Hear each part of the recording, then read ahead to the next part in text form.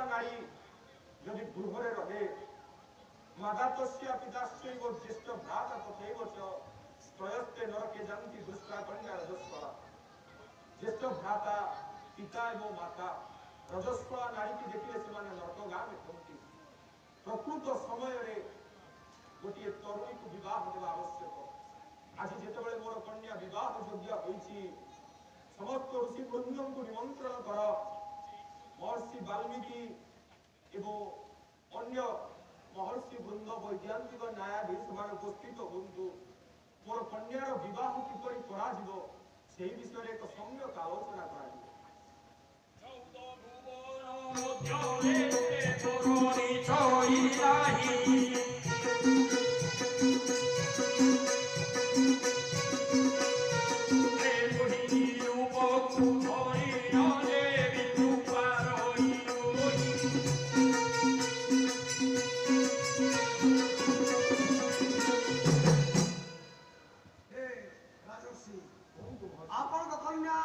चौदह भुवन अत्यंत सुंदर सहित आपण क्यों बर देवे सामान हेनी राजर्षि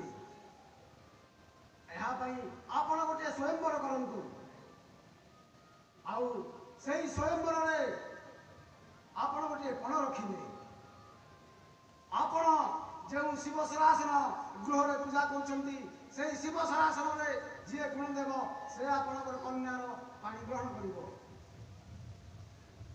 महर्षि वाल्मीकि राजर्षि एक अदृश्य कथा एक आलेख श्रुत कथा आपण निकट में परिप्रकाश करने चाहे मंत्री शतानंद गणदेश्वर किसी दिन तले देखिली जो देवालय देवाधिदेव महादेव प्रदत्त अजगव धनुटी मोर कहीं के पूर्वपुरुषों आगर नित्य प्रत्यय पूजा पाऊँ।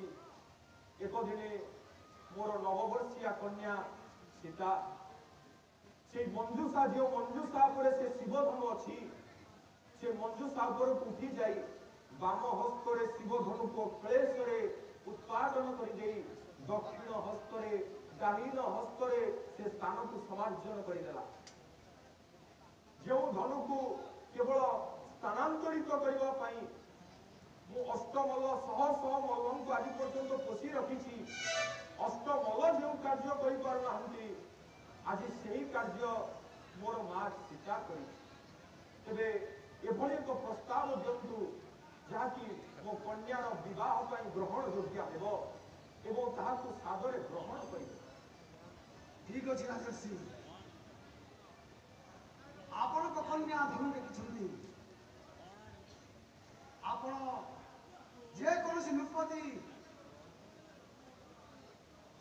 नृपति से धनु को उत्तोलन कर हस्त से कन्या को अर्पण कर।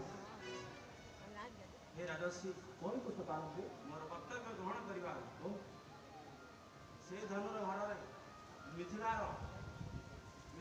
वर्तमान विपद में पड़ा कारण से धनु को मिथिला जदि रखा जाए तार घोर विपद माड़ी आसो तेज आपण कहवाई चाहती मिथिला से शिव प्रदत्त अजगव धनुर भार को मिथिला भूमि सहयोग कर तेज बेश आमर गोटे स्वर वर्तमान दुईटी शिकार हे महर्षि वाल्मीकि प्रस्ताव देले शिव प्रदत्त अजगव धनु को उत्तोलन करने पूर्वक से गुण दे भग्न कर सी ही मो कन्यार पानी ग्रहण कर आपण कहते मिथिला जदि से धनु रहे तेज विपद माड़ी आसो तेज अति सत्वरे स्वयंवर आयोजन कर राज्यर विभिन्न प्रांतर महामहा वीर पुंगव मान आमंत्रण कर मोर मिथिला कटक राजोचित सम्मान संबर्धना दि जाए शिवधनु महोत्सव अंश ग्रहण करने निमंत्रण दि जाओ।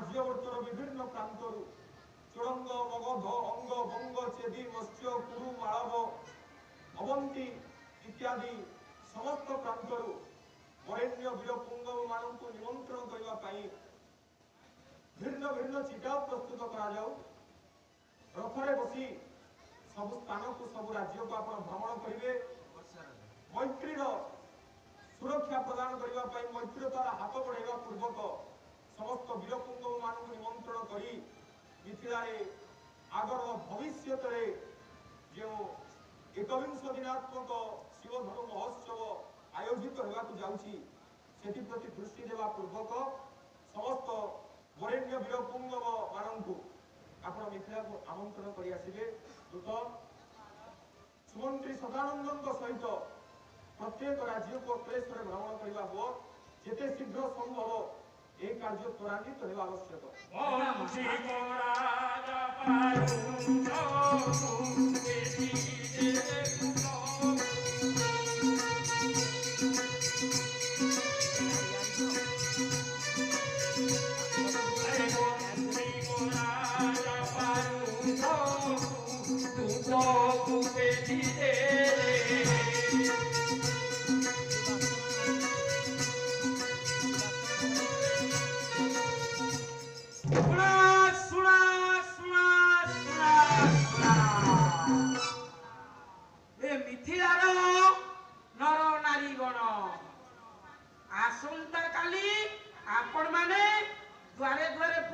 स्थापन करेंगे कारण आसंता काली मिथिला को पृथ्वी अनेक राजा आसवे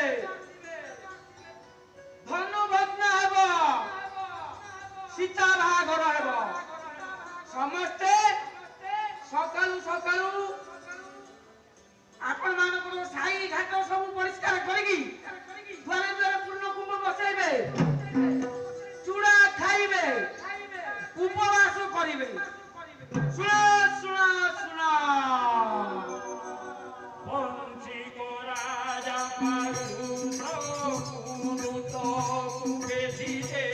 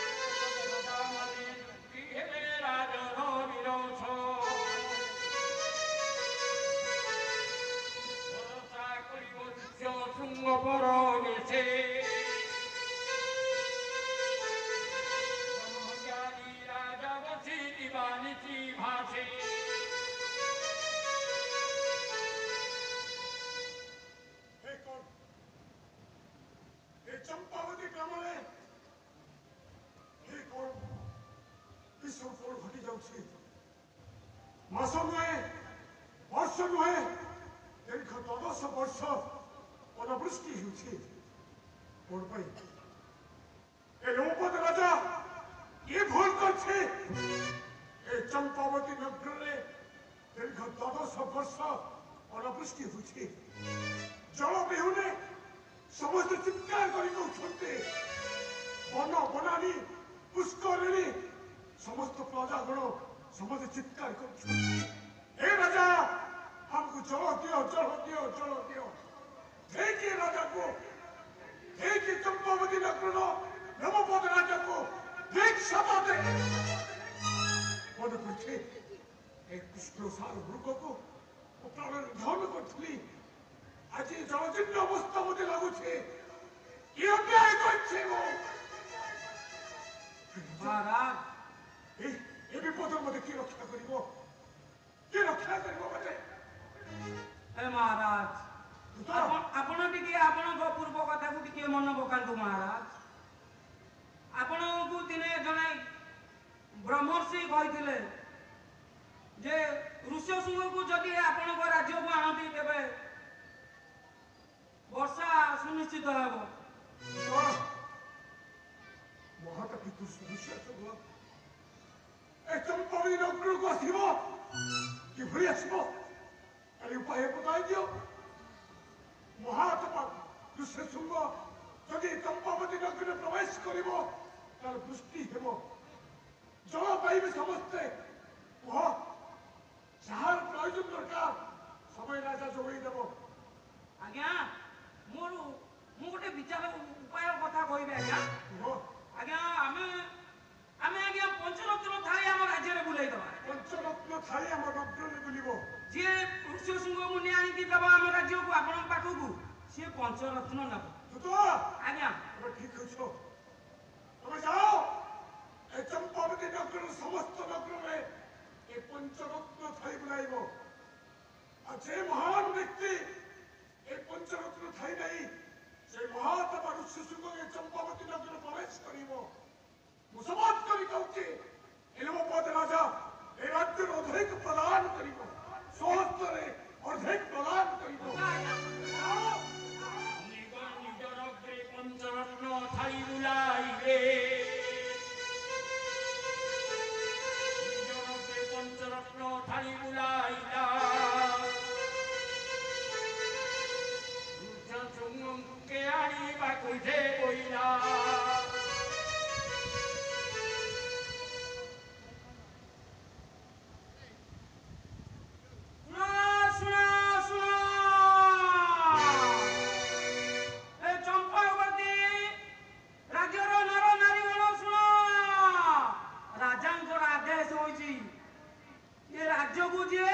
ଋଷ୍ୟଶୃଙ୍ଗ ମହାମୁନିକି ନେଇ ଆସିବ, ସେ ପଞ୍ଚରତ୍ନ ଥାଳିରୁ ପଞ୍ଚରତ୍ନ ସବୁ ନେଇଯିବ। ଶୁଣ ଶୁଣ ଶୁଣ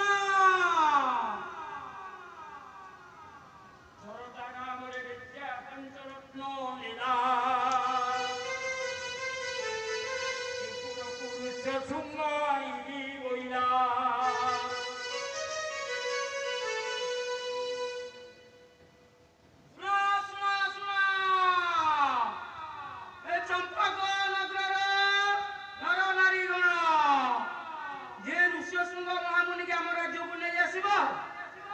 ପଞ୍ଚରତ୍ନ ଥାଳି ନବ। ଭାଇ କି ସୁନା ରୂପା କି ମୋତି ମାଉଁଟ କେହି ନେଇପାରିବେନି, ମତେ କାହିଁ ଲାଗୁନି। ଆଉ ତମେ ମୁଁ ଜଣତା ବେଶ୍ୟା। ଜନତା କଣ ପାଇଁ ଯାଇଛ? ଋଷିଶୃଙ୍ଗ ମୁଁ ଆଣିବି। ଋଷ୍ୟଶୃଙ୍ଗ ଆଣିବ? ଟିକେ ଭଲ କି ତମେ ରେଡି ହେଇକି ଆସ, କାରଣ ମତେ ଲାଗୁନି ତମେ ଆଣିଲା ଭଳିଆ। ନା ପଞ୍ଚରତ୍ନ ଲୋଭରେ ଖାଇ ଯାଇଛ? ନାଇଁ ମତେ ସେୟା ଜଣା ପଡୁଛି। କେମିତି ଆଣିବ ତମେ? କିଏ ଋଷ୍ୟଶୃଙ୍ଗ ତମେ ଦେଖିଛ କୋଉଠି ଅଛନ୍ତି? ନାଇଁ ତ ତମେ କେମିତି ଆଣିବ? କହିବ ତମ ଘର ପାଖରେ ଥିବେ ନେଇକି ପଳେଇ ଆସିବ। ଆଉ ମତେ ଲାଗୁନି। ମୁଁ ନିଶ୍ଚିତ ଆଣିବି। ନିଶ୍ଚିତ ଆଣିବ? କାହିଁ ତମ ନାକ ଛୁଇଁ କହିଲ? ତମେ ନିଶ୍ଚିତ ଆଣିଲା ଭଳିଆ ମତେ ଲାଗୁନି। ଦିଅ ପଞ୍ଚରତ୍ନ ଦିଅ। ପଞ୍ଚରତ୍ନ ଆଗେ ନେଇଯିବ? ଋଷ୍ୟଶୃଙ୍ଗ ନ ଆଣିକି ପଞ୍ଚରତ୍ନ ନେଇଯିବ ଆଗେ? କହିବ ତମର କଣ କଣ ଆଉ ଆବଶ୍ୟକ? ତମେ ସତ କଥା କହୁଛ ତ? ମୁଁ ନିଶ୍ଚିତ ଆଣିବି। ଆଣିବ ବି? ଆଉ କଣ କଣ ତମର ଆବଶ୍ୟକ ଅଛି କହିଦିଅ। ଗୋଟେ କାମ କର, ପଞ୍ଚରତ୍ନ ଥାଳି ଆଗେ ଧର। ତମର କଣ କଣ ଆଉ ଅଛି? ଯାହା ଯାହା ଆବଶ୍ୟକ ଚୁଡ଼ା, ଅଟା, ମଇଦା, ଫେବିକଲ, ଟିମ୍ବିକଲ, ଆଉ କଣ ଅଛି? ଫେବିକଲ ଲଗେଇକି ଟାଣି ଆଣିବ, ଟିମ୍ବିକଲ ଲଗେଇଲେ ଏଠି ଛାଡ଼ିଯିବ। ବୁଝିଲ? ଚୁଡ଼ା ଅଧା ବାଟକୁ ନେଇଥିବ, କୋଉଠି କାଳେ ନ ପାଇବ। ଏବେ କେତେ ବାଟ ଯିବାକୁ ପଡିବ? ତମେ ପରା ଜାଣିଛ। ନାଇଁ ନାଇଁ ଖାଲି ଦେଇଦିଅ ମତେ ଆଗେ। ତମେ ଜାଣିଛ ନା ନାଇଁ ଆଇଛ ଖାଲି ମନକୁ? କେତେ ବାଟ ଯିବାକୁ ପଡିବ? ମୁଁ ରାଜାଙ୍କଠୁ ଅନୁମତି ଆଣି ସାରିଲେ ତମକୁ ତମ କଥାରେ ବାଗ ପଇସା ନାହିଁ। କାହିଁ ତମେ କହୁଛ କେତେ ବାଟ ଯିବାକୁ ପଡିବ? ମୁଁ ଜାଣିନି, ତମର ବିଶ୍ୱାସ ହଉନି ମତେ। ମୁଁ ରାଜାଙ୍କଠୁ ଅନୁମତି ଆଣିନି।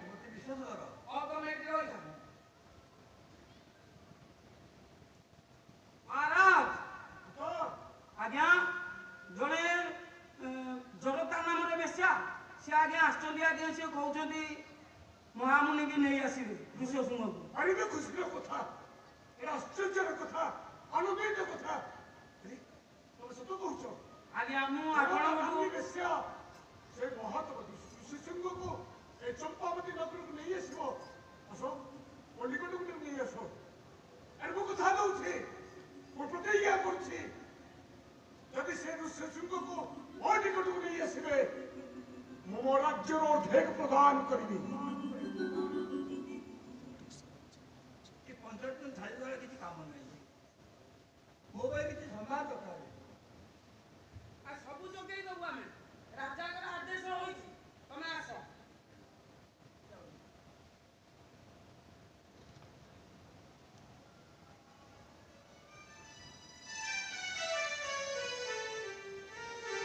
ଦେବତା ବେଶ୍ୟା ମୁଁ ଆପଣଙ୍କ ଆଜ୍ଞାକୁ ପୂରଣ କରିବି ପୂରଣ କରିବ ଏ ରାଜାର ନିର୍ଦ୍ଦେଶକୁ ପୂରଣ କରିବ ତମେ ତମେ ଯାଇ ସେ ମହାତ୍ମା ଋଷିସିଂହକୁ ଏ ଚମ୍ପାବତୀ ନଗରକୁ ନେଇ ଆସିବ ନେଇ ଆସିବ ମୋର କିଛି ସମ୍ମାନ ଦରକାର କୁହ ଅଛି ନା କୁହ ଗୋଟେ ନାଁ ଦରକାର ବଳିତ ନାଉରୀ ଜଣ ଦରକାର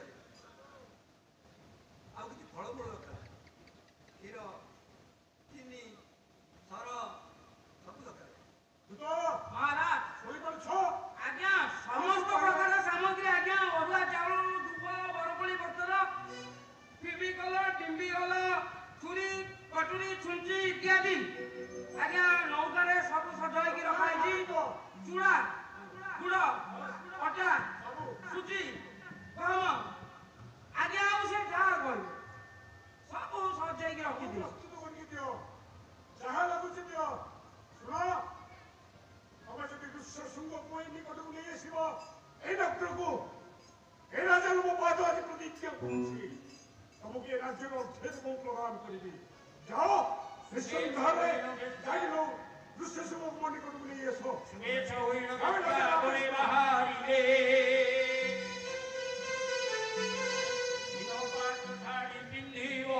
চলিলে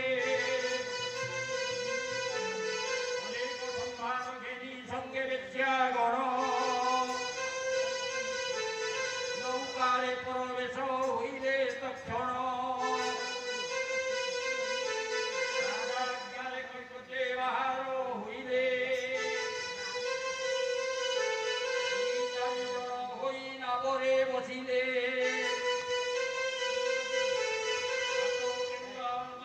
করে ছন্তি ধরি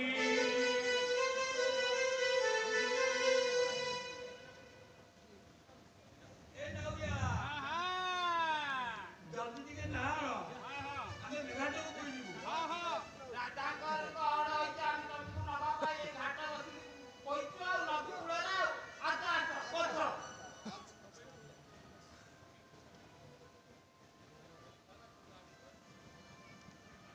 রাজাজ্ঞারে কৈবতে বাহার হইলে হই নাবরে বসিলে মান করে ছন্তি ধরি দিনে পরবেশ বিভাণ্ডক পুরী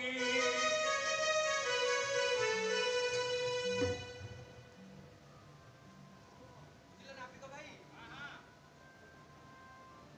ଆମେ ନ ଆସିଲା ପର୍ଯ୍ୟନ୍ତ ତମେ ଏଇଠି ଅପେକ୍ଷା କରିଥିବ କୁଆଡେ ଯିବନି କାଳେ ଖାଇକି ଶୋଇପଡିବ ହେଲା ତମେ ଆସିଲା ପର୍ଯ୍ୟନ୍ତ ଆମେ ଏଇ ଘାଟ ପ୍ରାୟ ଏଇଠି ସବୁ ଅଛି ରୋଷେଇବାସ କରିକି ମନେ ପକେଇ ଖାଇବ ସକାଳ ହେଇଗଲାଣି ବାଟ ତ ଦେଖାଯାଉ ଭଲ କି ରୋଷେଇ କରିକି ଏଇଠି ଖାଇକି ଶୋଇଥିବ ହେଲା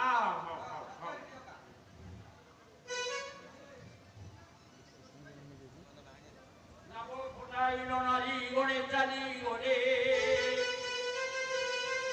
অনঙ্গ নরেন্দ্র কহে ঋষিଙ୍କୁ ভেটিলে বিভান্ন করছি যে তপস্যা স্থানে ছিলে একান্তে ঋষিঙ্গଙ୍କୁ বেচ্ছায়ে ভেটিলে বেচ্ছাঙ্গু মুনি ଚାରି କରେ ସମ୍ଭାବନା କେଉଁ ମନେ ମଠ ପୁଛନ୍ତି ଦେବାଙ୍ଗନା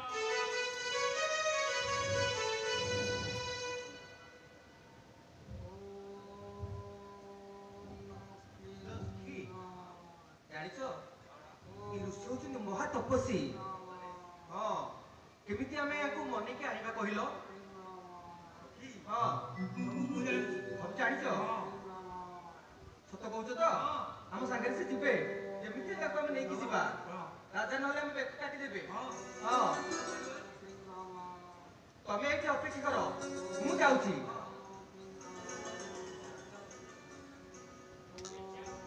ଚାରି କରେ ସମ୍ଭାବନା କେଉଁ ମନେ ମଠ ପୁଛନ୍ତି ଦେବାଙ୍ଗନା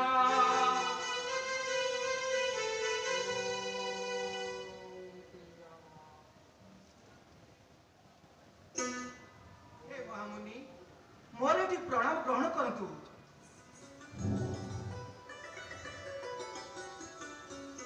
ଏ କର ଦେଖୁଛି ଭଗବାନଙ୍କର ସୃଷ୍ଟିରେ ପୁଣି ଏମିତି ଗୋଟେ ଜୀବ ଅଛି। ଏ ତ ବିଚିତ୍ର କଥା। ମୁଁ ତ ଏଭଳି ଜୀବ ସଂସାର ଦେଖି ନାହିଁ।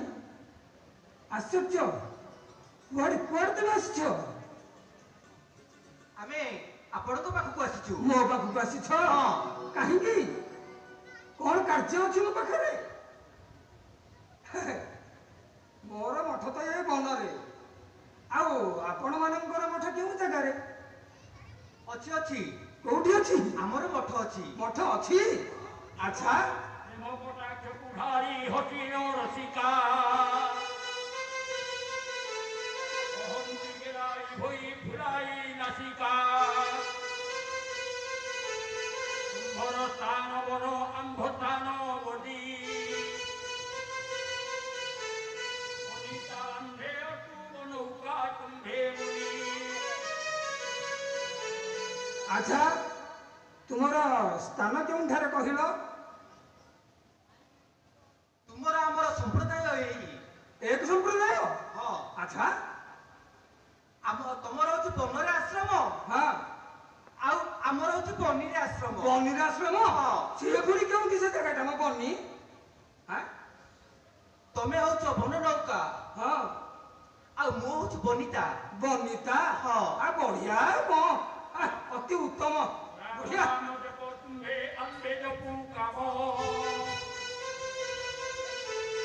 ଆମ୍ଭ ଉରସ୍ତରେ ଦେ ସମ୍ମୁଖ ଆଶ୍ରମ ଆଚ୍ଛା, ଗୋଟେ କଥା କହିବ, ଆମର ତ ବନ, ତମର ତ ବନି। ବର୍ତ୍ତମାନ ମୋର ଗୋଟେ କଥା ମନରେ ଉଙ୍କି ମାରୁଛି ଯେ ବର୍ତ୍ତମାନ ଦେଖ ମୋ ବକ୍ଷସ୍ଥଳ ତ ପୁରା ସମାନ୍ତର, ହେଲେ ତୁମମାନଙ୍କର ବକ୍ଷସ୍ଥଳ ସବୁ ଏପରି କେମିତି ଉଚ୍ଚ ଭାଗ ହେଇଛି? କଥାଟା ତ ସେଇଠି ଆଉ। ଆରେ ବାବାରେ! ତୁମେ ଏ ମନ୍ତ୍ର କଣ ଜପୁଛ କହିଲ? ତୁମେ ମନ୍ତ୍ର ଜପୁଛ ରାମ ନାମ। ହଁ, ମୁଁ ତ ସଦା ସର୍ବଦା ରାମ ରାମ ରାମ ଜପ କରୁଛି। ହେଲେ ଋଷିବର, ଆମେ କଣ ଜପ କରୁଛୁ ଜାଣିଛ? ତମେ କଣ ଜପ କରୁଛ? ତମର କଣ ମନ୍ତ୍ର ଅଲଗା? ଆମେ ଜପ କରୁଛୁ କାମ ନାମ। କାମ ନାମ? ହଁ। ଆଶ୍ଚର୍ଯ୍ୟ! ଇଏ ପୁଣି କେଉଁ ମନ୍ତ୍ର? କାମ ନାମ, କାମ ନାମ, କାମ ନାମ। ଆରେ ବାବା, ତୁମେ କି ଭଳିଆ ସନ୍ନ୍ୟାସ ତାହେଲେ? ବୁଝିଲ ଋଷିବର, ହଁ, ତମର ଏଇ କୁଟୀର ମଧ୍ୟରେ ନା ଏଇ ପଥର ମୂର୍ତ୍ତି ଅଛନ୍ତି, ଆଚ୍ଛା ଆଚ୍ଛା, କିନ୍ତୁ ଆମ ଦେହରେ କଣ ଅଛି ଜାଣିଛ? କଣ ଅଛି? ଆମ ଦେହରେ ଶିବଲିଙ୍ଗ ଅଛି। ଶିବଲିଙ୍ଗ? ହଁ। ଆରେ ବାବା, ମୁଁ ତ ଯାହା ଚାହୁଁଥିଲି, ମୁଁ ଖୋଜୁଥିଲି ଯାହାକୁ ମୁଁ ତପ କରୁଥିଲି, ଆରେ ବାବାରେ, ତମ ଦେହରେ ଶିବଲିଙ୍ଗ ଅଛି? ତାହେଲେ ସେ ଶିବଲିଙ୍ଗକୁ ମତେ ଟିକେ ଦର୍ଶନ କରେଇବ? ତାହେଲେ ତାକୁ ପୂଜା ଅର୍ପଣ କିଏ କରୁଛି? ସ୍ନାନ ମାର୍ଜନା କିଏ କରୁଛି? ନାରୀ ପଦ୍ମରାଗିରେ ଉପରେ ଶିବ ଶିରେ ତାହାଙ୍କର ସୁକୃତରେ କହିଲେ ନ ସରେ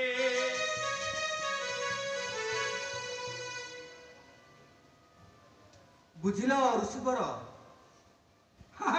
ସବୁ ତ ତମେ ଗୋଟେ ଗୋଟେ ବଡ ସନ୍ନ୍ୟାସୀ ଯାଉ ହସ୍ତପଦ୍ମ ପଦ୍ମରୁ ଯିଏ ଆମ ଶିବଲିଙ୍ଗରେ ଅଛନ୍ତି ପୁଷ୍ପ ଚଢାଉଛି ସେ ତାର ସ୍ୱୀକୃତ ସ୍ଥିର କରିଥାଏ। କଣ କହୁଛ?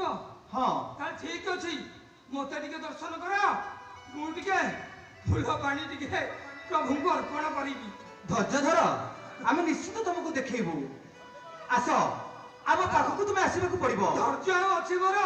ତମେ ଶମ୍ଭୁଙ୍କୁ ଧରିଛ କହିଲେ ଏ ପାଖରେ, ଆମର ଧୈର୍ଯ୍ୟ ରହିବ କହିଲ? ଏ ଦର୍ଶନ କର, ଟିକେ ଦର୍ଶନ କର।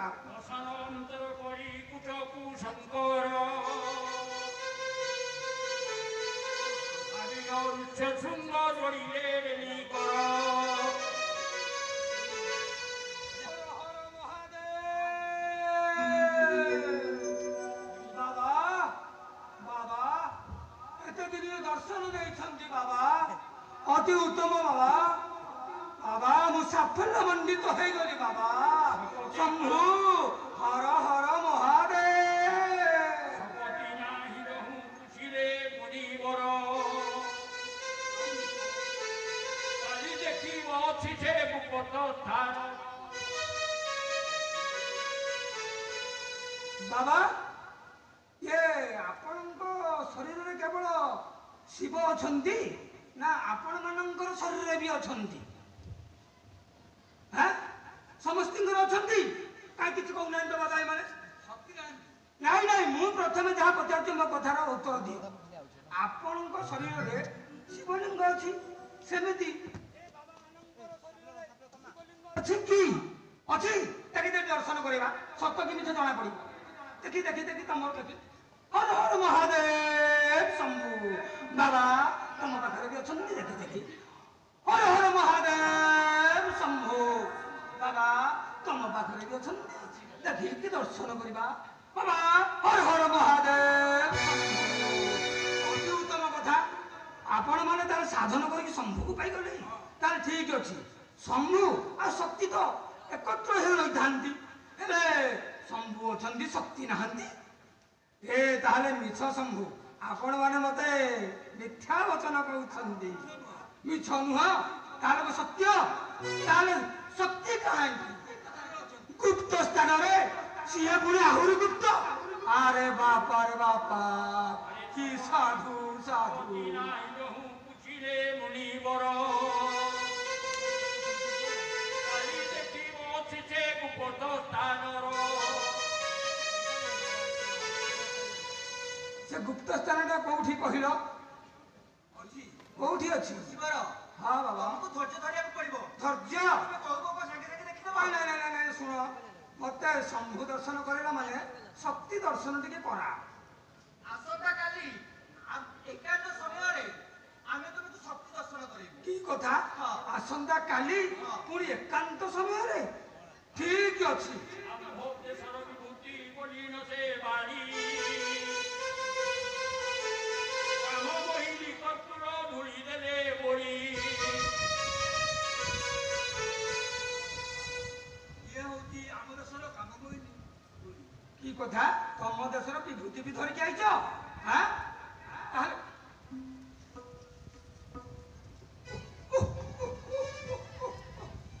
ଏ ବିଭୂତିର କି ଶକ୍ତି ବାବା? ଇଏ କଣ ବିଭୂତି? ଲଗଉ ଲଗଉ ମୋ ଦେହ ମୁଣ୍ଡ କଣ ଏମିତି ଶିହରଣ ସୃଷ୍ଟି ହଉଛି ବାବା? ବାବା ଇଏ କଣ କେ ବିଭୂତି ବାବା? ବ୍ରଜ ପରେ ଧରି ବହିଲେ ମୁନିବର ଜଣାଇଲେ ଦେବ ହର ମୋତେ କୃପା କର